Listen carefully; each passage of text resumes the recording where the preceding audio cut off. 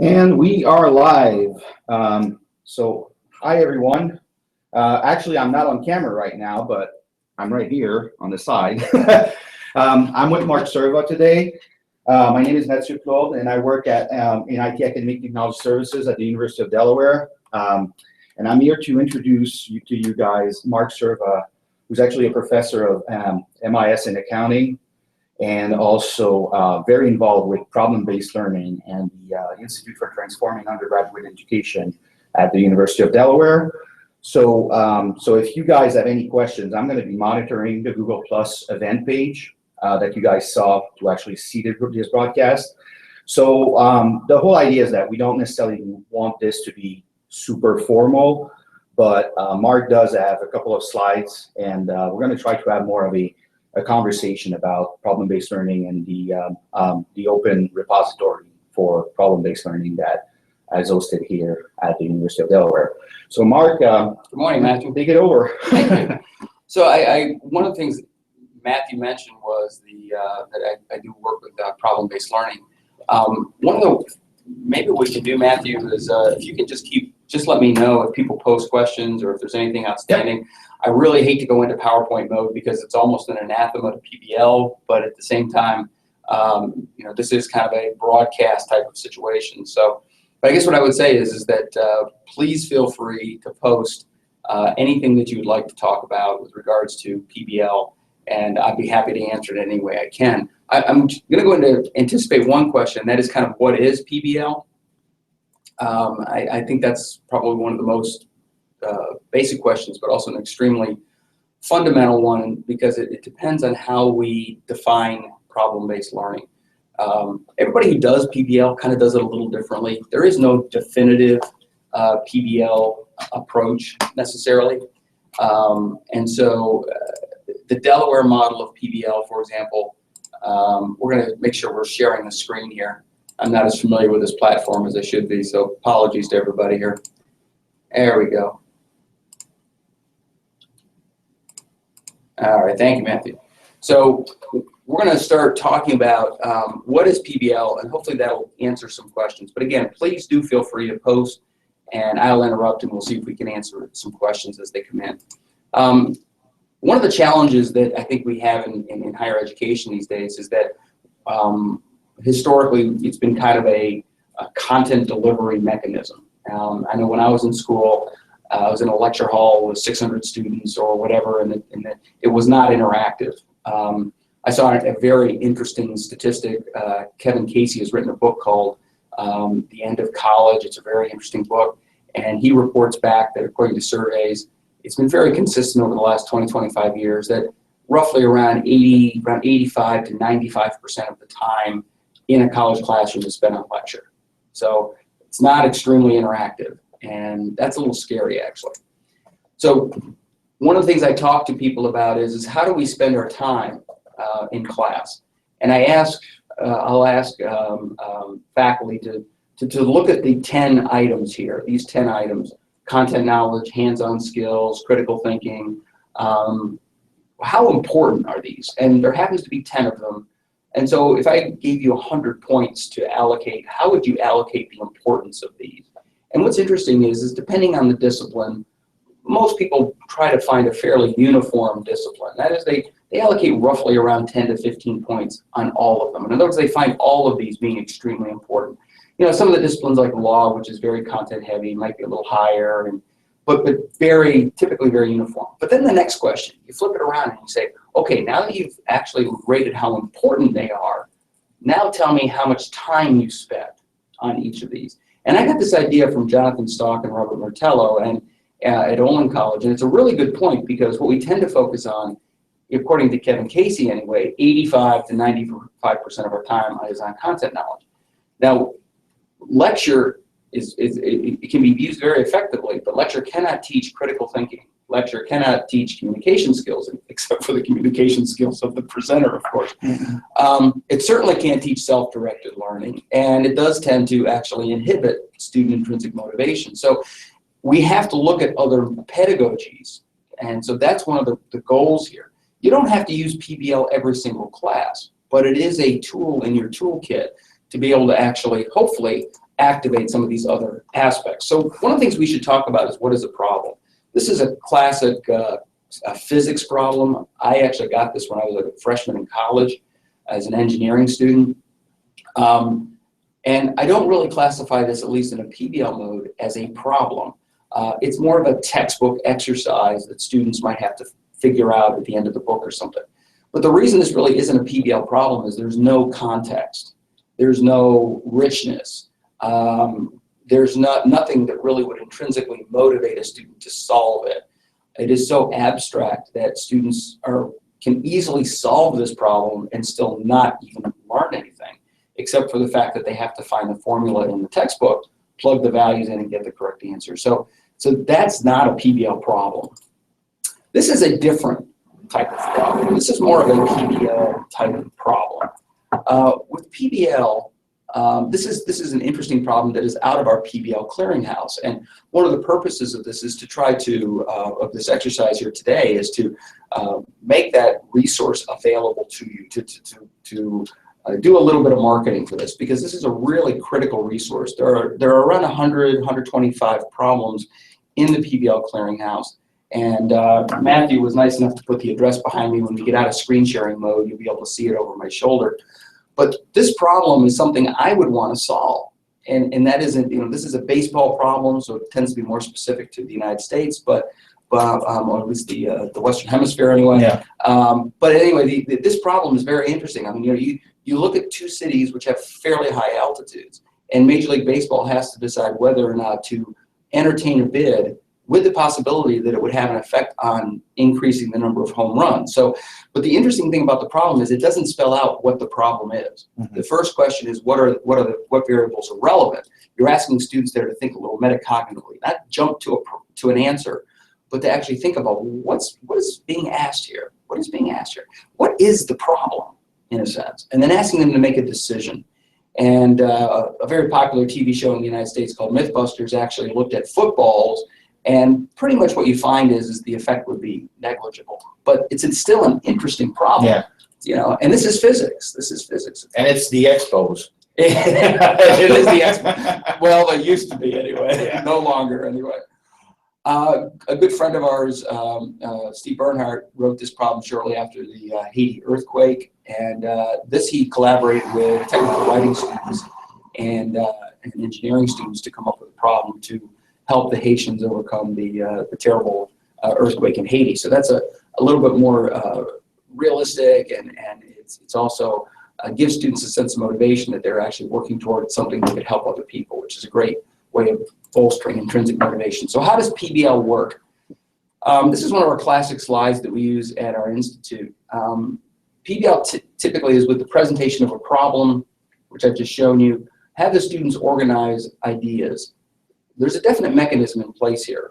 What do we know? Defining, what do we know about the problem? What do we know about a baseball, for example? We may not know that much about it. We may not know what the speed of a baseball is. We may not know how fast the ball goes off a bat. But with the internet, those are things we can probably find. Okay, but defining what we know, some cases there may be very little, some cases there may be a lot. But since we typically work in teams in our classes, our students can bring a variety of knowledge and at least document what information they know. And then we move on. We go to posing questions, and that is that what do we need to know? That's if you think about that, that is an incredibly important insight, because we as human beings tend to make decisions based solely on what we know. If you think about it, we're going to buy a car, we're going to get married, we're going to buy a house. Do we ever ask ourselves the more metacognitive question of what do I need to know before I move on? And there's another more subtle implication of that and that's getting students to forestall jumping to an answer before they really start thinking about what is actually being asked. Mm-hmm. And I think that part is really critical about PBL. And you find that most students are able to make that jump and know what they don't know? It's a good question. It is something that does tend to take practice. You're asking, in a sense, you're posing what are the precursors of our hypotheses, really, in terms of what the problem is. I think we, to some extent, condition students to jump to an answer in college classes or in high school or any other situation. Mm-hmm. There is this kind of almost Pavlovian, I give you a question and you give it back to me type thing, what we want them to do is realize that for any problem that is complex, there needs to be some level of sitting back. A more expert problem solver knows to gather information before they jump to a conclusion. That takes training, and that takes actual experience. And deconditioning, basically. Yeah, or reconditioning. It really does. It really does. But it's also a good insight with PBL, because what PBL is not about solving the Mexican baseball problem or the Haitian problem. It's about creating a framework for solving life's problems. Mm-hmm. You know, it's a framework for solving all problems students are going to face. Assigning responsibility for these metacognitive questions, going off doing research, summarizing the results, report back on the findings, and then integrate the new information and refine your questions. I mean, there may be another round of questions that you have to ask. You may have learned new things, but there may be more new things we have to learn. And of course, it's, you know, there could be another stage. We commonly use multi-stage problems, but ultimately we're going to come to some kind of a resolution to the problem. How are we doing on questions? Do we have any questions that people are asking? At this point, we have 2 viewers and no questions, but you're invited to ask your questions on the event page on Google+, or I also turned on the Q&A tool for the Google+ community, but we're doing fine with the questions so far. Okay, great. Well, thank you. Please do ask your questions. So one of the other common questions I get in our workshops is content. And it's a legitimate concern. I mean, you know, I hear all the time, you know, well, students have to take chemistry 1 before they have to take chemistry 2, and we have to cover certain content. And I think this is a problem endemic in higher education. More material isn't good. I think this is the thing we have to remember.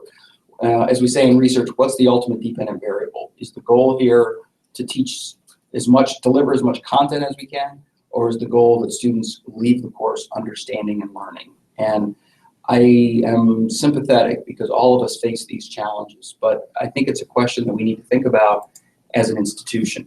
You know, we want to actually create situations that require learning and applying content. And covering 15 chapters in 15 weeks is a real challenge to be able to actually do that, I think. And so I think it's a larger question. It's not an easy question to address. It's certainly not a question we're going to solve today.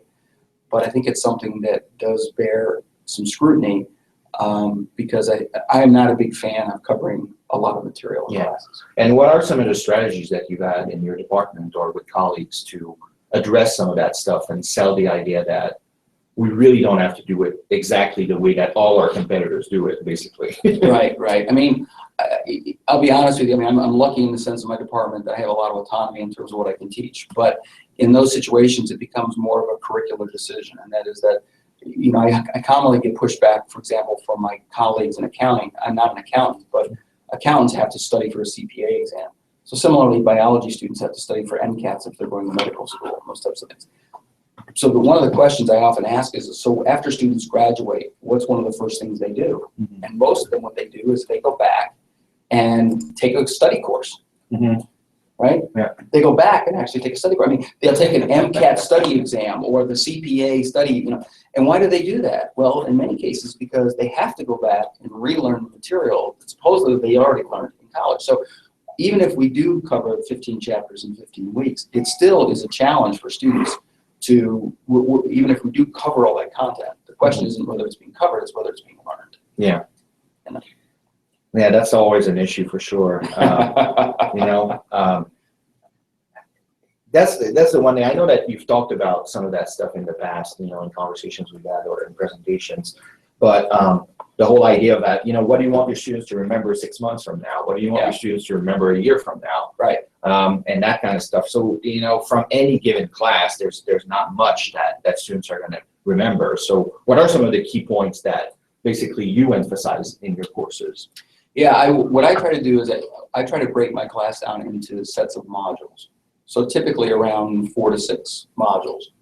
And I delineate the very specific learning objectives I want students to be able to, I focus more on what I want students to be able to do coming out of the class than what I want students to be able to know coming out of the class. Certainly there are some knowing objectives, but at the same time, doing tends to kind of presuppose knowing. Mm-hmm. And then at the end of each of those four to six modules, I have a series of formative assessment type things, feedback that I try to incorporate into the class. We use here at Delaware, we have this really wonderful room, Memorial 110, which students can write all over the walls, okay? Mm-hmm.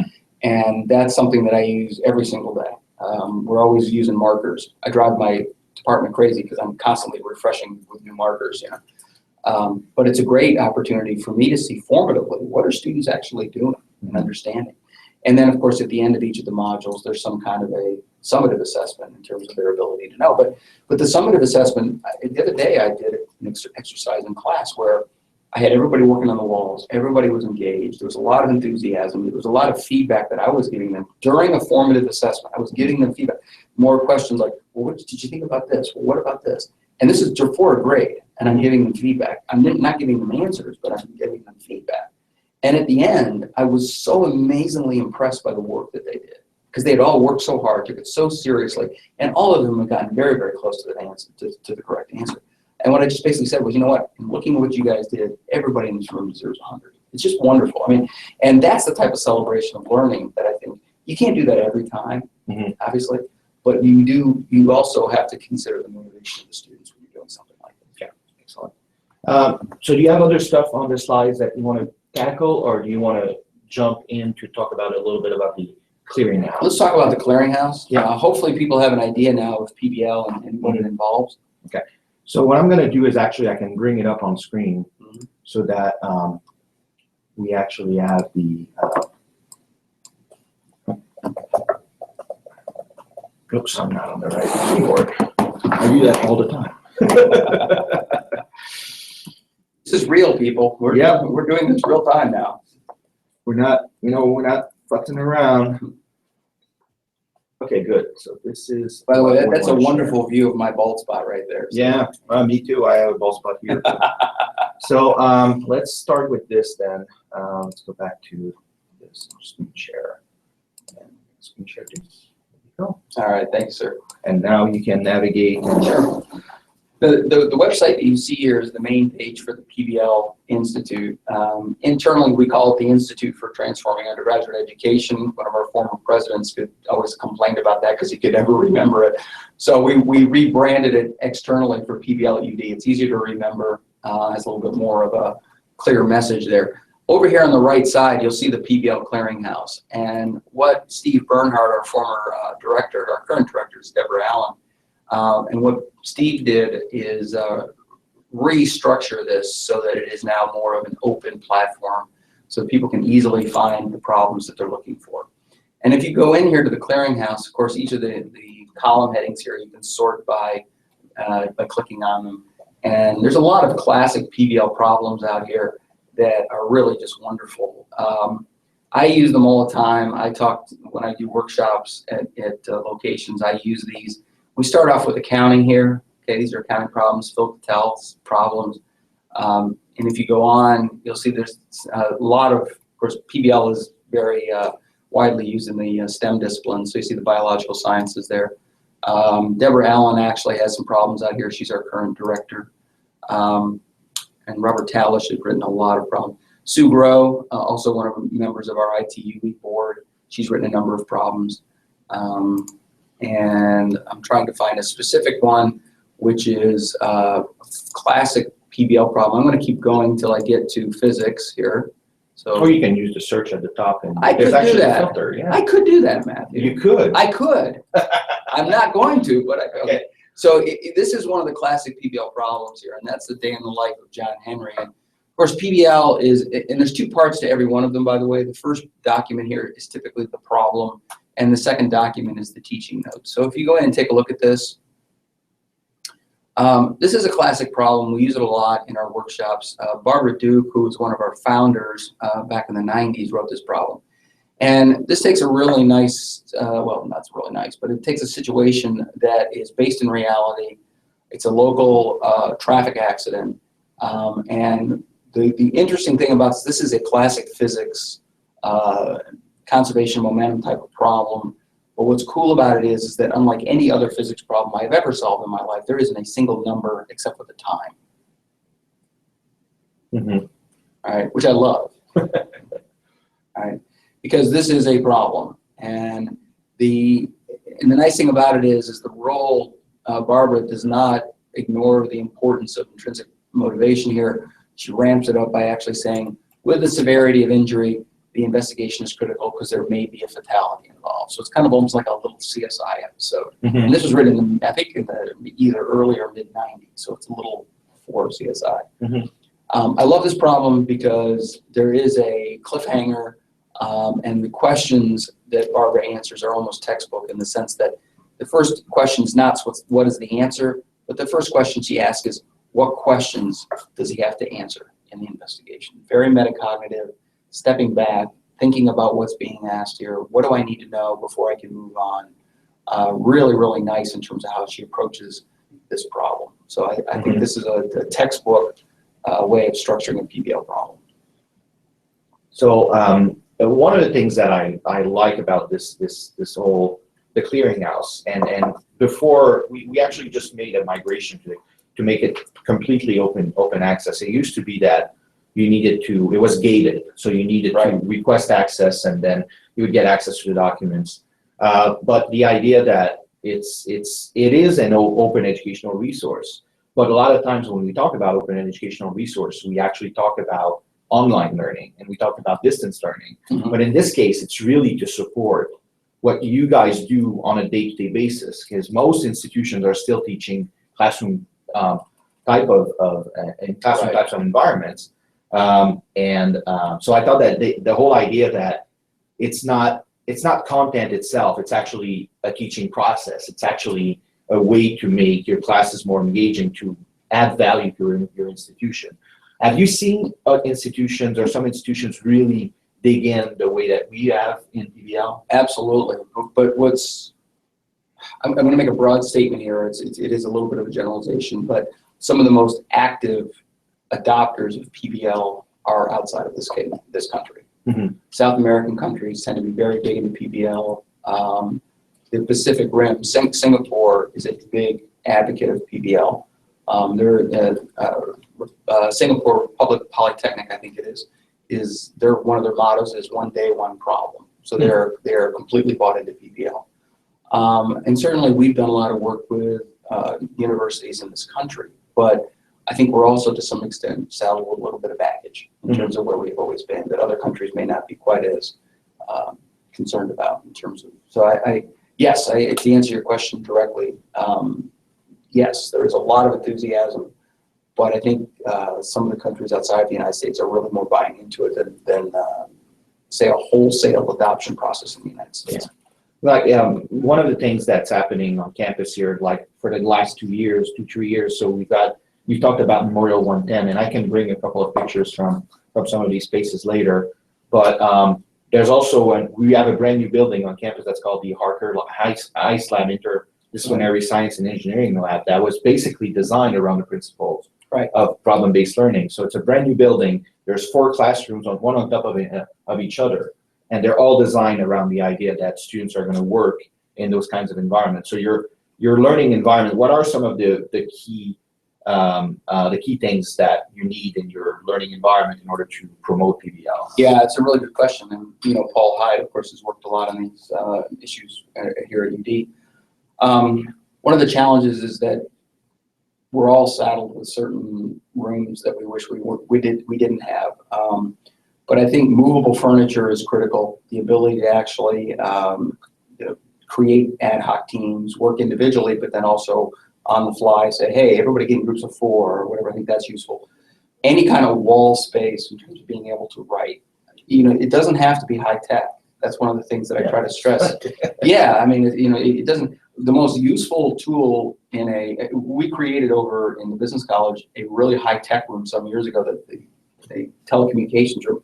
And the first thing the faculty complained about was there was no whiteboard, there was no blackboard, and that's something that is very low tech, but it can be used in such flexible ways. I like whiteboards, of course, better than blackboards, but at the same time, so I mean, I think it is a concern, and I think, but anytime universities are looking at renovating spaces, I think one of the things they need to look at, and of course, ICE Lab is a great example of this. How can space be used more flexibly, but also creating dedicated spaces to encourage faculty to use, because flexible seating can also be used in lecture. That's why it's created that way.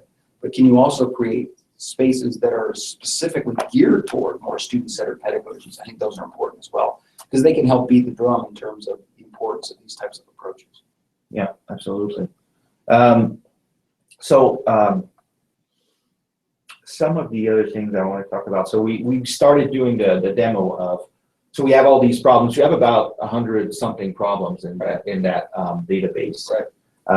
We need more. I mean, Yeah. we need, we should probably give Sue Grove's email address, because if anybody out there who's listening is interested, problems can be sent either to myself or to Sue Grove, who's the managing editor, and we are actively looking for problems. And I think it's a great opportunity for especially for faculty who are in teaching institutions who want to get publications or whatever. These are peer reviewed, and so we would love to get more submissions to the Clearinghouse.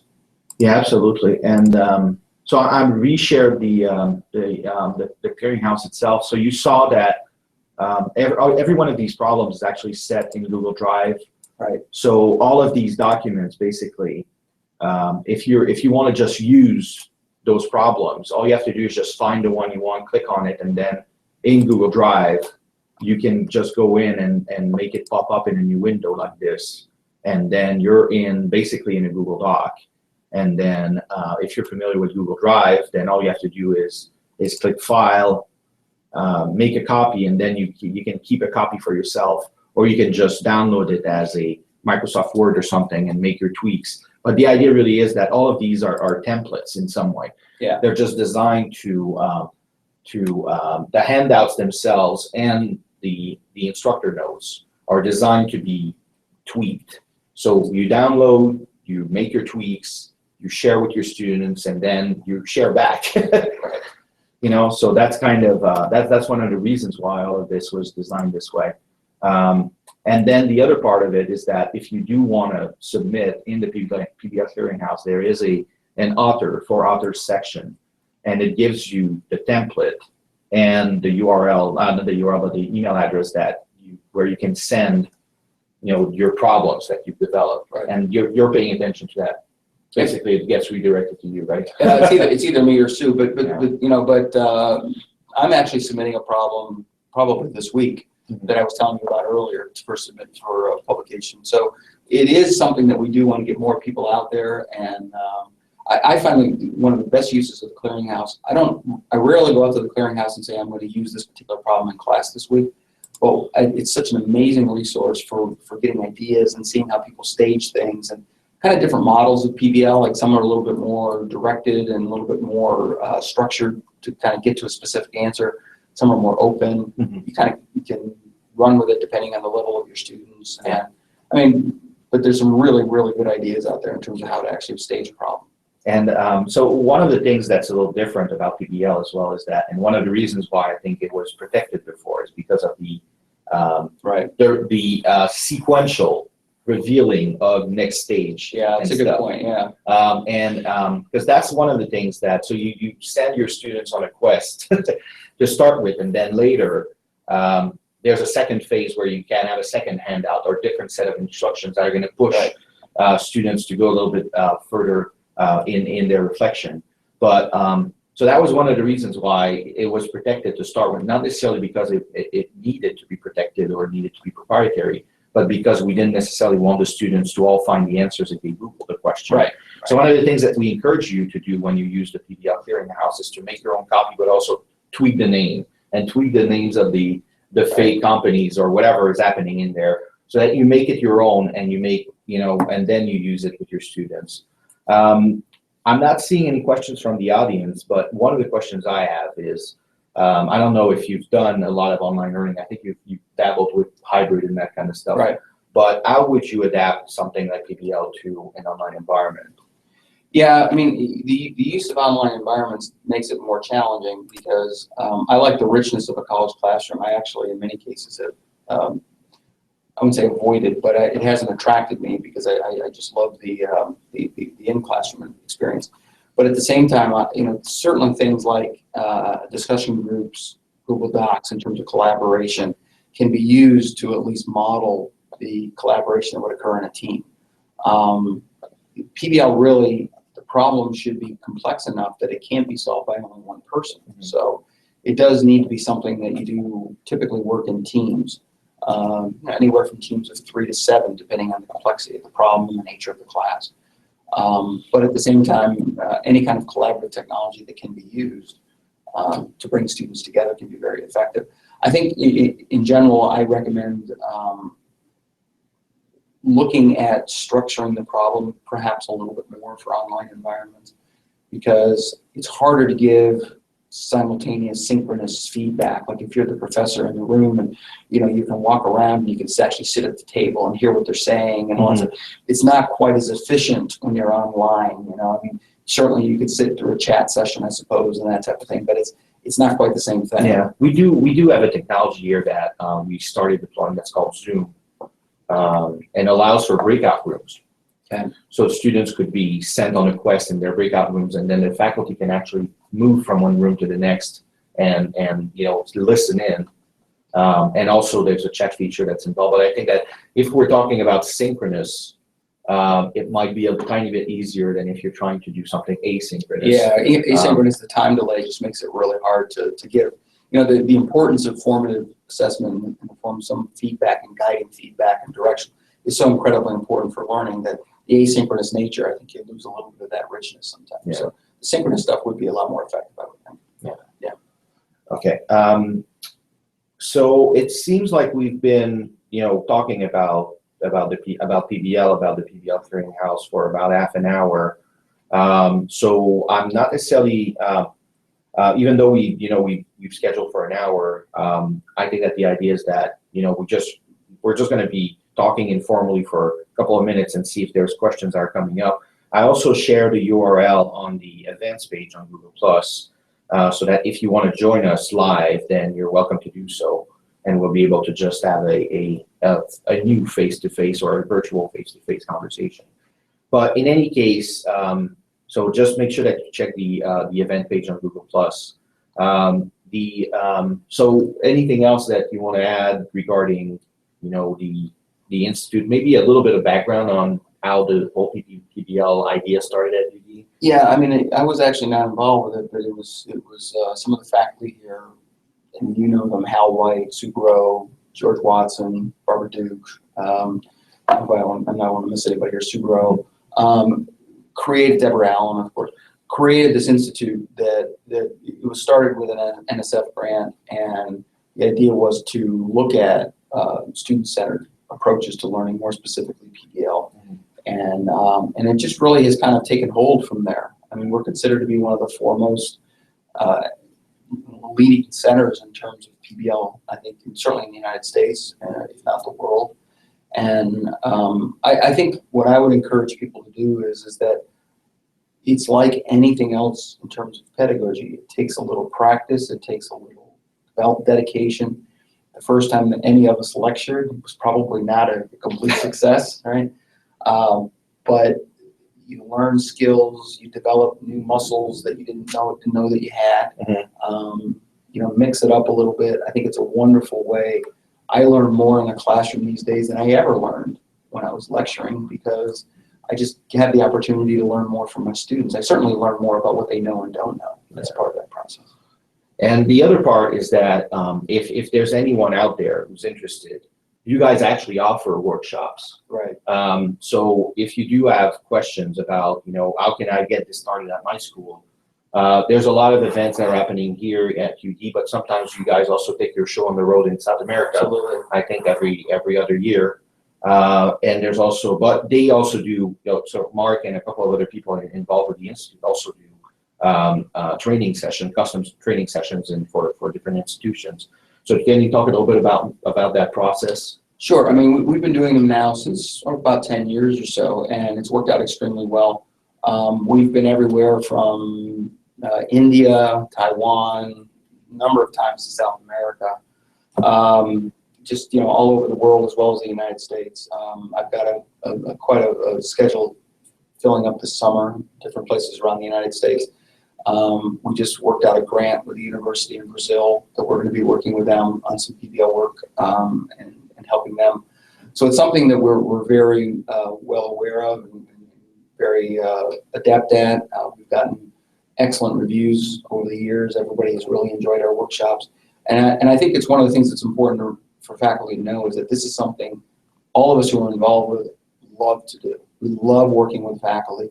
And this is just kind of a labor of love that has developed here at UD over the years. And we don't do it and for any reason other than it's just something that we get a lot of personal fulfillment out of. We love working with faculty. And of course, we love seeing more of these student-centered approaches being used around the United States and the world. Yep, awesome. So I think that wraps up pretty much what we're talking about here. So, you know, in a nutshell, there's this open repository of problem-based learning problems that are available to anyone. There's about 100 or something in there. You're invited to download, you know, adapt, create your own, share them back with this repository. And it's peer reviewed so that, you know, people here take this seriously and they want to make sure that those problems follow the PBL model and that they're actually of certain quality. And you know, they're free. They're openly licensed with a Creative Commons non-commercial license now. So definitely something that you should check out.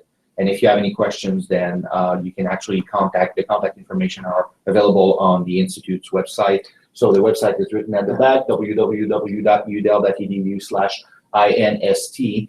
And then you'll see that there's a lot of other resources that are actually available on the PBL at UD website. But the PBL Clearinghouse is definitely the one that, if you're interested in searching for quality problems that can help you with student engagement and student learning, I think that's the place to go. Yeah, the only other thing I would say is that if you're interested in workshops or if you have any questions about the Clearinghouse, if you go out to this website, how about that? I got my finger right there, that's perfect. If you go out to that website, there is an email address out there that you can email that goes directly to me, and I'd be happy to answer any questions you have.